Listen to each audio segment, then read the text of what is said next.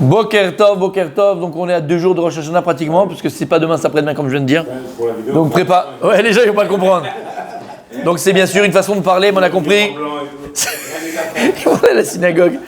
Mais si le rabbin il a dit qu'il y avait Rosh Hashanah. Je veux entendre le chauffard. Bon, vous avez compris, d'accord? On y est presque, messieurs. Alors on est toujours dans Achana. Se préparer donc à Rosh Hashanah. Et on a le mois de Elul. Alors c'est quoi la Achana du mois de Elul? Hier on a dit quoi? Cheshbon HaNefesh.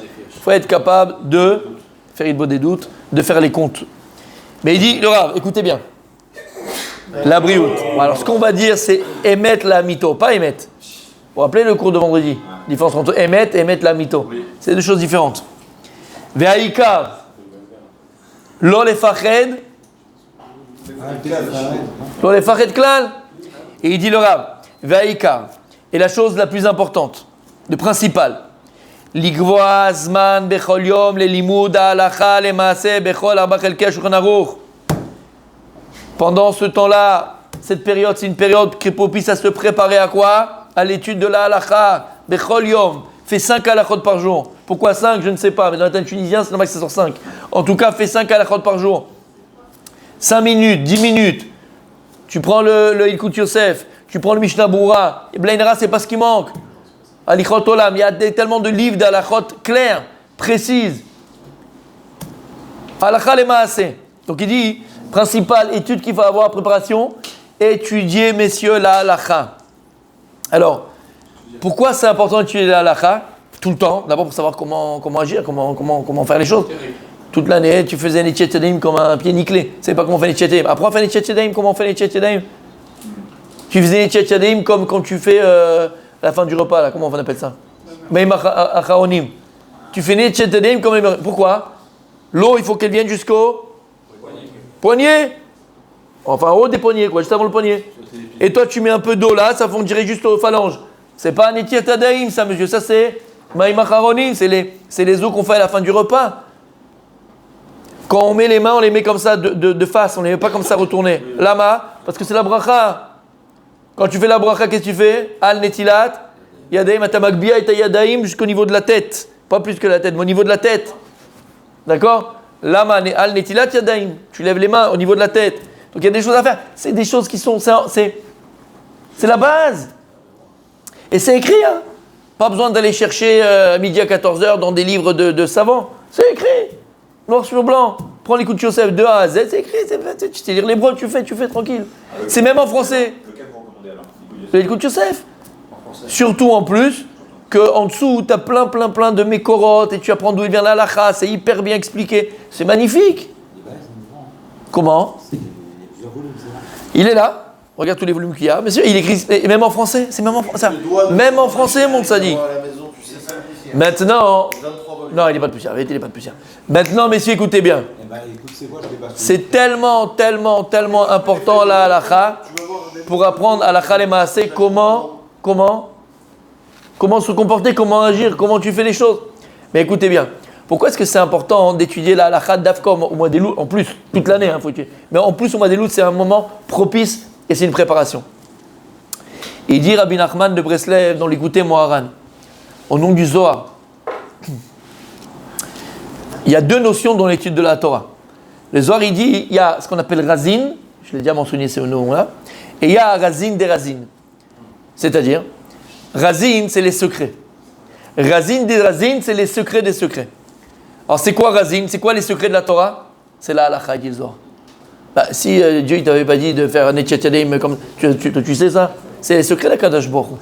C'est le mode d'emploi de ce monde-là, mais c'est les secrets d'Hachem. Il va te dévoiler comment utiliser le monde au maximum, le monde qu'il a créé, le monde qu'il a créé, au maximum de son potentiel. Utiliser la création du monde, comment Dieu a créé le monde. Donc en réalité, les halachot, c'est quoi? C'est Razin. C'est les secrets de Dieu. Les tefilin, tu aurais pensé aux tefilin. Tu n'aurais jamais pensé aux tefilin. C'est les secrets de Dieu. Donc c'est quoi Razin des Razin? Le secret des secrets. C'est pourquoi Netiat Yadayim. Pourquoi 3 fois? Pourquoi on fait cette tour sur les tefilin qu'on essaye d'expliquer à chaque fois? Pourquoi Shabbat? Pourquoi que machin? Au niveau des secrets du Shabbat, au niveau des secrets de la Souka, les secrets de l'Oulav, les secrets d'Abatamim, et ainsi, les secrets des Tzitzit. On a fait aussi les Shiurim. Le secret. Donc, on a d'abord Razin et Razin des Razin. On a le secret, c'est la halachot elle-même, les lois de la Torah. Et Razin, c'est les secrets des secrets, c'est les explications des mitzvot. Shamata, on écoute bien. Alors la halacha, on a Razin.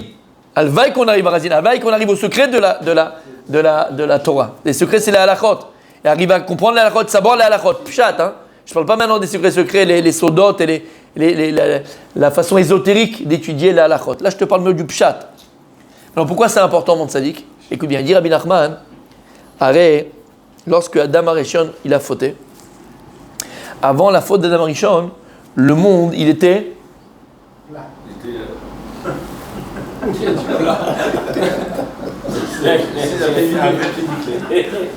y avait déjà de la boue. Ça, c'est de se lever. Non, voilà, se lever tôt, ce que ça fait. Hein. Alors, le monde, il était... Ah, attends, vas-y, non, vas-y. Parfait. Il n'y avait pas de... Vas-y. Ouais. Chalem. Il n'y avait pas de ça. Il était que le bon. Oui, c'est vrai. Donc le monde, il était, écoute bien le mot, barour. Barour. C'est quoi clair dans le sens clair? Barour. Il n'y avait pas de charson. Barour clair, c'est-à-dire qu'il y avait le bien et il y avait le mal. D'accord? Il y avait l'homme, il y avait la femme. Il y avait l'obscurité et il y avait la lumière. Il y avait le mal et l'obscurité. Les choses étaient claires. C'est clair ce que je dis? C'était barour. Après la faute d'Adam Arishon, en mangeant du Etz Hadat Tovara, le monde il est birbouvia, là, il dit. À Olam, il est en birbouvia, le monde il est chamboulé, mélangé. C'est le monde du mélange. Le monde il est métissé, si on peut expliquer ainsi. Ça veut dire que le monde il est plus, il y a le bien, il y a le mal, mais maintenant le bien et le mal il est mélangé. Où? En l'homme. En l'homme. Ça veut dire qu'à partir du moment où Adam Arishon a mangé du Etz Hadat Tovara par l'arbre de la connaissance, en fait, c'est l'arbre de... C'est pas qu'on ne connaît plus rien. Ça veut dire quoi? Alors comment ça se traduit dans la vie? C'est qu'Adam Arishon était entièrement, comme on l'avait dit, bon. Il n'y a pas de mal. Le mal, c'est quelque chose qui était extérieur d'Adam Arishon, c'est-à-dire, il savait la notion du mal, d'accord? Mais elle n'existait pas en lui. Maintenant, c'est quoi que le monde est birbouvia? Il dit le Harizal, à partir du moment où Adam Arishon il a mangé le Etz Hadat Tovara, le bien et le mal, il est mélangé en nous. C'est-à-dire que parfois, tu vas être bien, tu vas être bon, et parfois, tu vas être mauvais.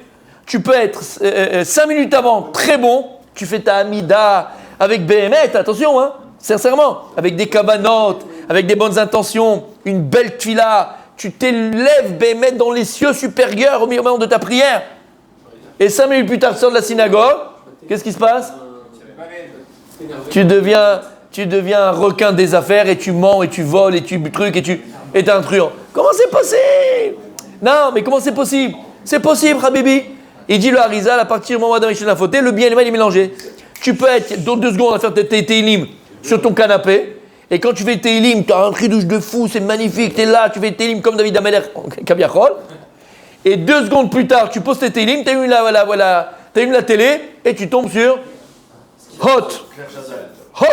chaud, coco chaud, cocori, coco boy, la plémette du samedi soir, voilà, d'accord? Tu tombes sur la plémette du samedi soir. T'as compris ce que je dirais par là? Comment c'est possible? Juste avant, t'as fait Télim de folie. Calme-toi, toi. Il y avait donc, d'accord, Télim juste avant, et après comment c'est possible? Lama, qui Arshav, il dit, le Harizal explique, Rabbi Nachman explique que l'homme, il est, comment t'as dit? Voilà, l'homme, il est confus en un seul mot. Hein? D'accord? Et donc, l'homme, il est confus. L'homme, le bien et le mal, il est mélangé en l'homme. Maintenant, écoutez bien. Comment est-ce que Adam Arishon, il a fauté? Par quoi il a fauté? On avait expliqué ça. Est-ce qu'il a fauté par les femmes? Il n'a pas fait une faute par rapport aux femmes. Il a fait une faute par rapport à l'argent? Il n'a pas par l'argent. Est-ce qu'il a fauté par rapport à l'homme? Par quoi il a fauté? Il nous dévoile le Harizal, la faute d'Adam Arishon, elle est passée par la Achila. Par la Achila. Le Yetzer Hara, le Satan Yetzer Hara, est passé par la Achila. Par le Ochel. C'est pour ça que le tikkun à Olam, le tikkun du monde, il passe par le Ochel. C'est pour ça que le tikkun, il passe par le Ochel. Et c'est pour ça qu'à chaque fois que l'âme Israël il est tombé, on est tombé à cause du Ochel. Purim, le Mishté. Et on sait que Purim, c'est comment je dis quand un remake. Un remake. C'est le remake de Maaseh Bereshit. Puisque la Gemara elle dit dans Masechet Choulin, Mordechai Minatora Minaïn, mort Dror, Esther Minatora Minaïn, c'est qui? C'est quoi? Adassa. Aman Minatora, Aminaetz. Et il nous dit le Zohar que Aman c'était le serpent à Kadmoni, et que Mordechai c'est Adam Rishon, et que Esther c'est Chava, et ils vont réparer entre guillemets la faute d'Adam Rishon. Donc on voit que c'est un remake de Maaseh Bereshit. Et comment ils ont fauté? Comment ils sont tombés l'âme Israël? Par la Achila, le Mishté. Donc en vérité, il dit le Harizal, le Tikkun, la réparation de la faute d'Adam Rishon, elle passe par le Ochel. C'est-à-dire, c'est que maintenant dans le Ochel, il y a cette notion de mélange entre le bien et le mal. Mais c'est quoi le bien et le mal? C'est cette notion qui est générale de la lumière, l'obscurité, du bien et du mal. De ce que quand tu manges, ce que tu vas utiliser pour vivre, les protéines, les lipides, le niveau physique, et est-ce que ton corps il va rejeter. Donc tu vois que dans l'aliment que tu prends, c'est la notion même de mélange entre ce qui est bon et de ce qui est mauvais. Parce que quand tu ingurgites un aliment, il y a le bon qui est gardé en l'homme et le mauvais qui doit être... Donc le corps de manière naturelle, Akadosh Baruch Hu, il l'a créé en étant capable de faire le birour, de trier entre le bien et le mal. Maintenant écoutez bien, Omer Rabbi Nachman, Aliba du Zohar par rapport au Zohar, l'étude de la halacha, quand une personne étudie la halacha, qu'est-ce que tu fais? À taborer, tu tries. Qu'est-ce que tu tries? Entre ce que tu dois faire et ce que tu ne dois pas faire. Entre ce qui est bon pour toi et ce que tu dois rejeter. Les déchets, entre guillemets, les choses que tu ne dois pas faire. Et donc en vérité, lorsque tu étudies la halacha, tu es metaken la faute d'Adam Arishon Ba'olam. Tu viens et tu répares la faute d'Adam Arishon dans le monde. Puisque la halacha, c'est un bureau. Et c'est pour ça, entre parenthèses, on avait dit 1000 fois que Shabbat, un des interdits de Shabbat, c'est quoi? Borer. On n'a pas le droit de trier pendant le Shabbat. Lama. La semaine, on trie, mais pas Shabbat. Pourquoi? Parce que Shabbat, il n'y a jamais toukan. Il n'y a pas de réparation pendant Shabbat. Adam Rishon, il n'a pas fauté Shabbat. Il a fauté pendant la semaine. Donc Shabbat, il est déjà réparé. Donc c'est pour ça qu'on n'a pas besoin de faire de birou. On n'a pas besoin de faire de tri pendant Shabbat. Puisque le repas que tu manges, il est cool au tov. Il est entièrement bon. Il est entièrement tov, entièrement shalem, entièrement barour. Shamata, vous avez compris? Il a fait. Et donc, messieurs, voilà pourquoi il dit le Rav, c'est très, très, très important d'étudier, particulièrement toute l'année, mais particulièrement la halacha pendant le mois d'Elul pour se préparer à Rosh Hashanah. Lama, parce qu'elle est aidée à l'imouda halacha par l'intermédiaire de l'étude de la halacha que tu vas faire. Qu'est-ce que tu vas faire? Tu vas trier en toi le bien et le mal. Ce qu'il faut faire et ce qu'il ne faut pas faire. Ça va te permettre d'enlever les déchets que tu as eu toute l'année malheureusement et de garder le tov pour Be'ezrat Hashem arriver à Rosh Hashanah, Mouchan ou Mzouman, d'être inscrit Be'ezrat Hashem dans le livre de la vie. On continue demain.